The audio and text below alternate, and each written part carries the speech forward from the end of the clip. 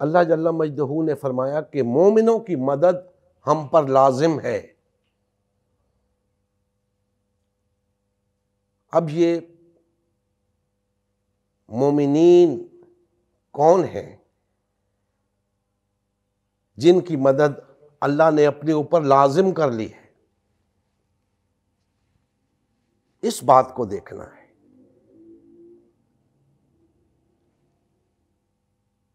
یاد رکھیں کہ اس روئے زمین پر موجود ہر شخص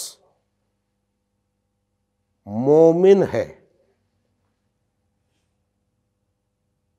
اس روئے زمین پر موجود ہر شخص مومن ہے، تاہم یہ بات الگ ہے کہ وہ اللہ کا مومن ہے یا غیر اللہ کا مومن ہے۔ اب یہاں جو بات فرمائی جا رہی ہے وہ محض مومن کی نہیں ہے، اللہ کے مومن کی بات ہو رہی ہے۔ وہ لوگ جو اللہ کے مومن ہوں گے، اللہ نے ان کی مدد اپنے اوپر لازم کی ہے۔ مومن اللہ کے بھی ہیں، غیر اللہ کے بھی ہیں۔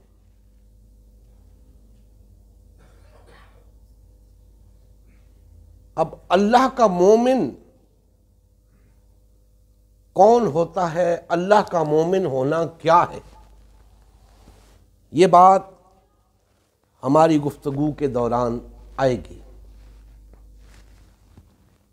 اب ہم اس مضمون کو سمجھنے کے لیے ایک اور آیت مقدسہ کا سہارا لیتے ہیں، کیونکہ یہاں اللہ جل مجدہ نے بیان فرمایا کہ مومنوں کی مدد اللہ نے اپنے اوپر لازم کر دی ہے، تو یہ مدد کیسے آئے گی اس کو بھی بیان فرمایا۔ سورہ محمد کی آیت نمبر 7 میں بیان فرمایا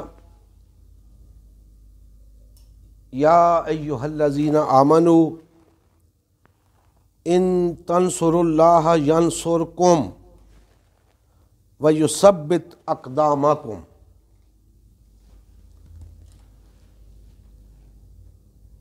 اے مومنو، اے ایمان کا دعویٰ کرنے والو، اے مسلمانوں، اگر تم اللہ کی مدد کرو گے تو اللہ بھی تمہاری مدد کرے گا اور تمہارے قدم جما دے گا۔ اب دوستان محترم، پہلی آیت مقدسہ کے اندر ہم نے یہ دیکھا کہ اللہ پاک نے فرمایا کہ مجھ پر لازم ہے کہ میں مومنین کی مدد کروں۔ یہاں پہ فرمایا کہ مومنین پہلے تم میری مدد کرو گے پھر میں تمہاری مدد کروں گا۔ تو اب گویا معلوم یہ ہوا کہ اللہ کی مدد کا آنا مشروط ہے۔ ایسا نہیں کہ ایمان کے دعوے دار گھروں میں بیٹھے رہیں، میٹھا میٹھا دین لے کر زندگی گزارتے رہیں، ہلکے پھلکے امور انجام دیتے رہیں، محض چند رسومات کو ادا کر کے یہ سمجھتے رہیں کہ ہم مومن ہیں، تو اللہ ان کی مدد کرے گا، ایسا نہیں ہے۔ ایسا نہیں ہے تو پھر کیسا ہے؟ اس بات کو سمجھنا ہے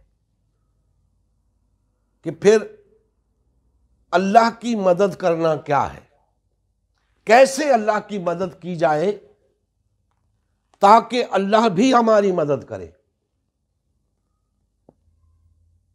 اور اللہ نے فرما دیا ہے کہ اگر تم اللہ کی مدد کرو گے تو اللہ بھی تمہاری مدد کرے گا، اور اس کا نتیجہ کیا ہوگا؟ پھر فرمایا پھر وہ تمہارے قدم جما دے گا، تمہیں استحکام عطا کرے گا، تمہیں غلبہ عطا کرے گا، تمہیں طاقتور کر دے گا، اقتدار عطا کرے گا۔ تو پتہ یہ چلا کہ اللہ کی مدد کے حصول کے لیے پہلے ہمیں اللہ کی مدد کرنی ہوگی۔ اب اللہ کی مدد ایسے نہیں ہوتی، جیسا کہ میں نے عرض کیا کہ ہر شخص اپنے طور پہ دین کا ایک تصور بنا لے اور اس کے مطابق اپنے آپ کو مومن کہتا پھرے۔ اللہ کی مدد تب آئے گی جب ہم اس طریقے سے اللہ کی مدد کریں گے جس طریقے سے اللہ نے ہمیں بتایا ہے۔ اب اس طریقے سے اللہ کی مدد کیسے کی جا سکتی ہے، اس کے لیے اللہ نے ہمیں نبی کریم صلی اللہ علیہ وآلہ وسلم کی سنت مبارکہ عطا کی ہے کہ یہ وہ طریقہ ہے جو اللہ کی مدد کرنے کا صحیح طریقہ ہے۔ اس طریقے سے اللہ کی مدد کرو گے تو اللہ تمہاری مدد کرے گا۔ وہ طریقہ کیا ہے؟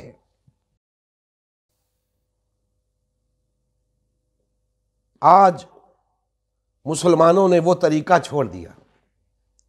اللہ کی مدد کرنے کا وہ طریقہ آج مسلمانوں نے چھوڑ دیا، اسی لیے اللہ کی مدد نہیں آ رہی۔ آج اللہ کی مدد نہیں آ رہی۔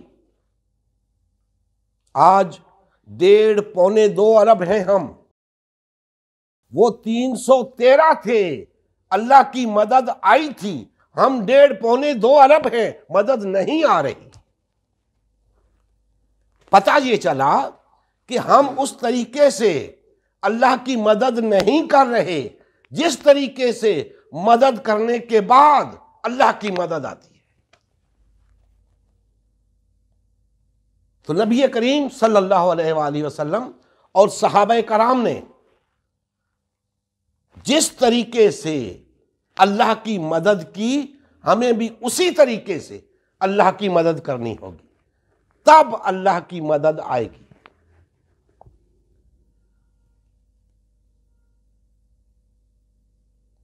تعداد کاؤنٹ نہیں کرتی۔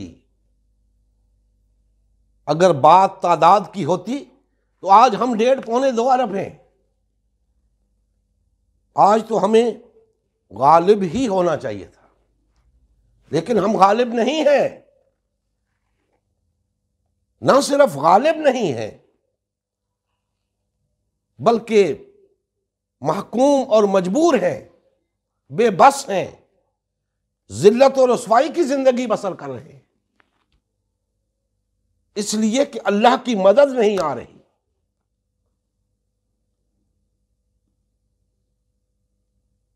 جو طریقہ نبی کریم صلی اللہ علیہ وآلہ وسلم نے اللہ کی مدد کا بتایا، ہم اس طریقے سے ہٹ گئے۔ اگر ہم چاہتے ہیں کہ اللہ بھی ہماری مدد کرے، جو کہ اللہ نے اپنے اوپر لازم کر رکھی ہے،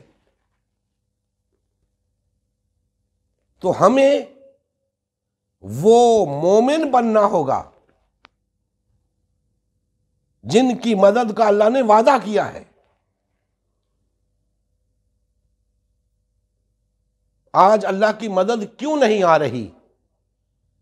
ہم نہ تو ویسے مومن ہیں جن سے اللہ نے مدد کا وعدہ کیا ہے، اور نہ اس طریقے سے اللہ کی مدد کر رہے ہیں جس طریقے سے مدد کرنے کے بعد اللہ کی مدد آتی ہے۔ دوستان محترم،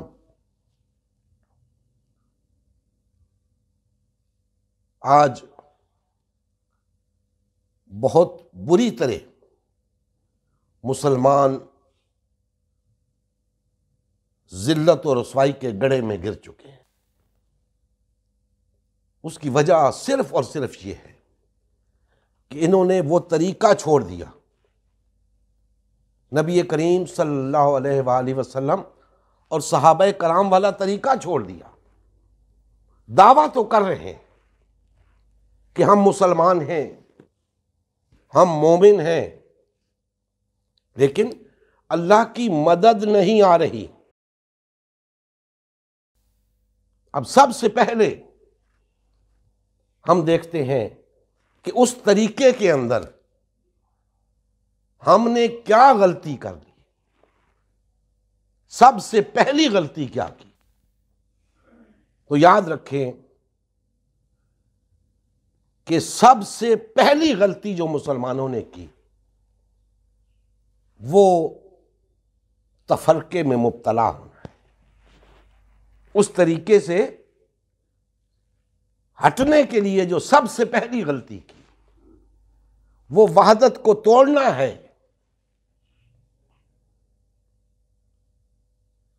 اس طریقے کے مطابق نبی کریم صلی اللہ علیہ وآلہ وسلم کی سنت مبارکہ کے مطابق تمام دعوی ایمان رکھنے والوں کو ایک جماعت ہونا تھا،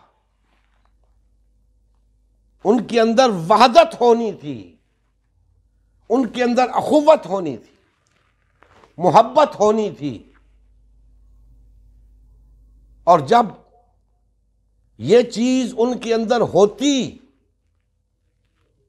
تو وہ سب اللہ کی مدد کے لیے تیار ہوتے، سب اللہ کی مدد کر رہے ہوتے، اور اللہ کی مدد ان کے لیے آ رہی ہوتی۔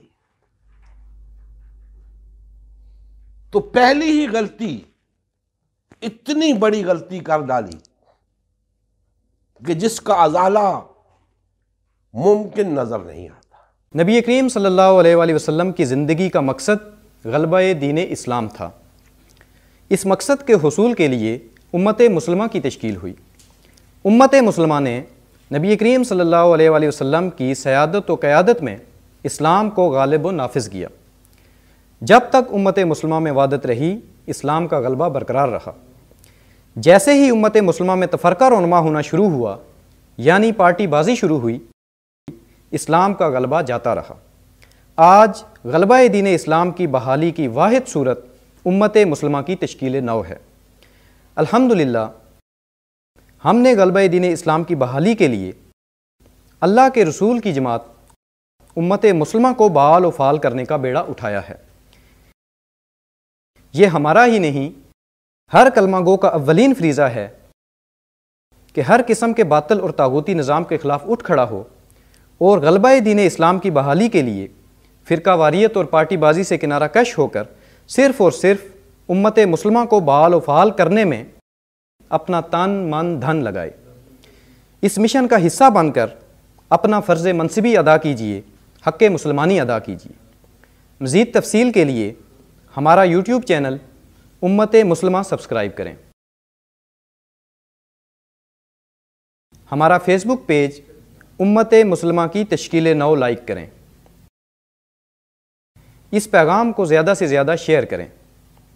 سوال و جواب یا فیڈ بیک کے لیے ہمارا واٹس ایپ گروپ یا میسنجر گروپ جوائن کریں یا اس نمبر پر رابطہ کریں۔ نمبر اور تمام لنکس ڈسکرپشن میں بھی موجود ہیں۔ جزاک اللہ خیر۔